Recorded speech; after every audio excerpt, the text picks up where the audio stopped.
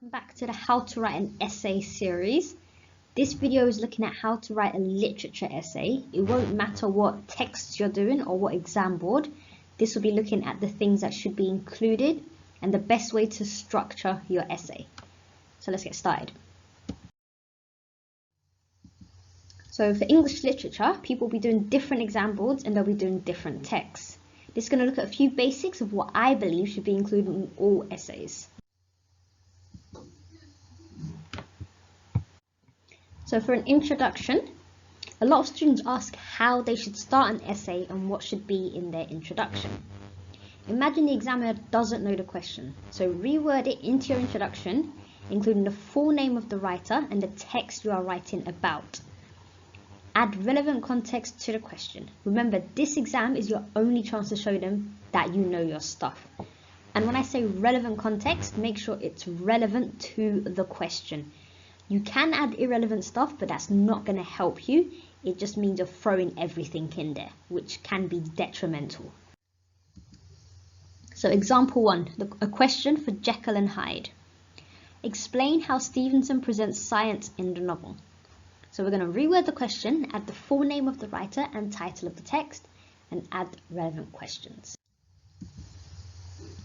Robert Louis Stevenson explores the theme of science in his Gothic novella, Dr. Jekyll and Mr. Hyde. Despite most people of the Victorian era being religious, many of them were intrigued by the new scientific discoveries being presented and explored. Stevenson was heavily influenced by the theses of Charles Darwin, and it is evident in his writing about the animalistic side of man. So notes. If you don't know who Charles Darwin is and you're doing Jekyll and Hyde, then get on the internet and read up on him ASAP. Not knowing who Charles Darwin is, especially when you're doing Jekyll and Hyde, is only going to hurt you. His book, The Origin of the Species, influenced Stevenson in his writing and also inspired many scientists who were too afraid of contradicting the church to talk about their theories and experiments more openly. Example 2, question for Macbeth. Explore how Shakespeare presents Lady Macbeth as a powerful woman. So we're going to reword the question, add the full name of the writer and the name of the text, and relevant context for the question. Yeah? Lady Macbeth is portrayed as a woman of power in William Shakespeare's play Macbeth.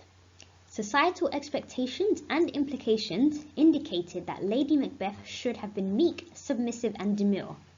However, she is the antithesis of the ideal wife, which consequently leads to her ultimate demise as a warning for the female audience members. So notes for this introduction. You may be wondering how to word your introductions, and my example may be intimidating, but it shouldn't be. You can do even better ones yourself, it just takes practice. Obviously, I did not learn how to do this overnight.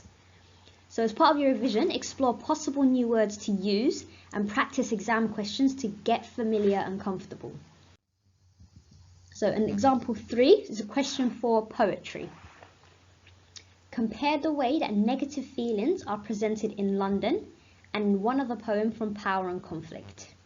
Again, reword the question, full name of the poet and title of the poem, relevant context for the writers and poem.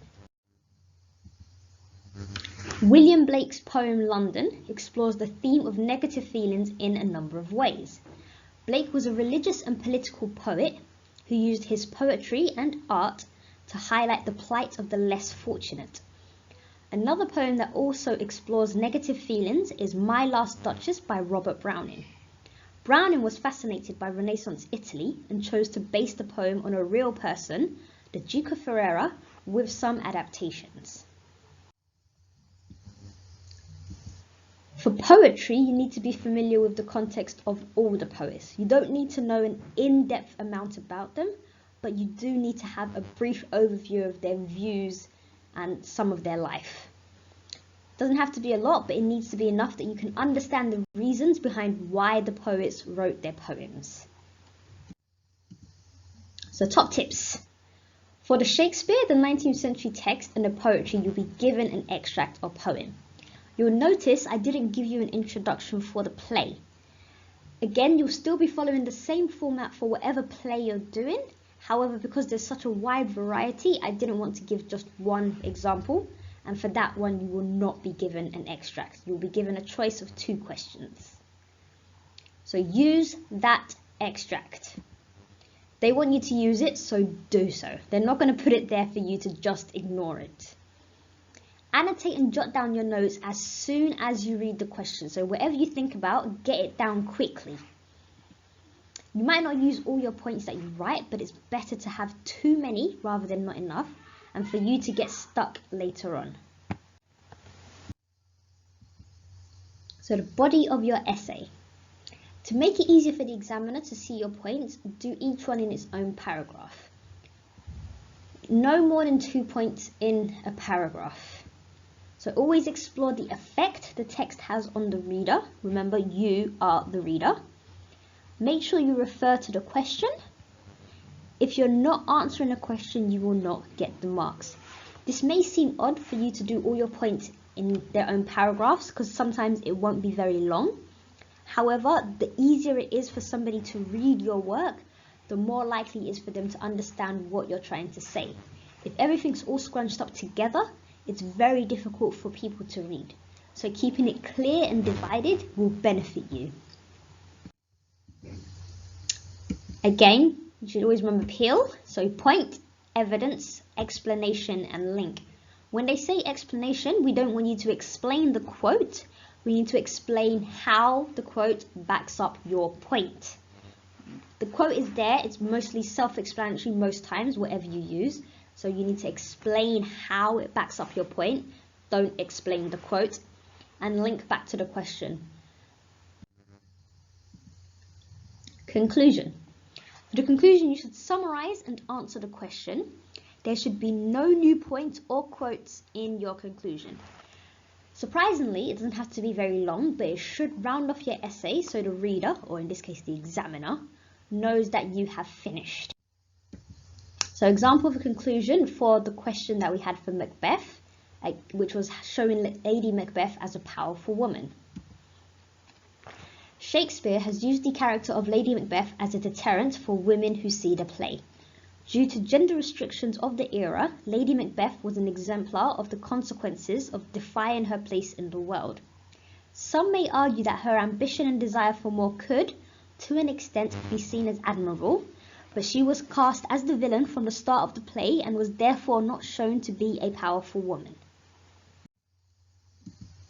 So, things to remember. Context is vital. Make sure you're familiar with the context of your set text.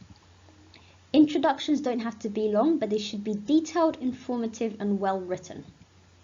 Separate your points into paragraphs. Even if they are short, they should be easy to see so you can gain marks.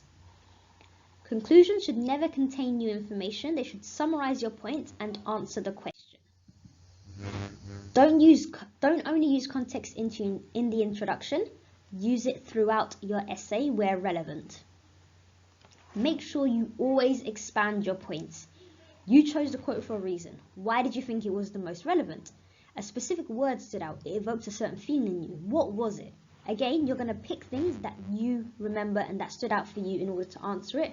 So whatever you feel is correct, don't be afraid to say it. You are the reader. Whatever you feel is right. So was this useful? Share, like, and subscribe. If you haven't already, I would greatly appreciate it. Leave a comment for any questions, and I will see you next time.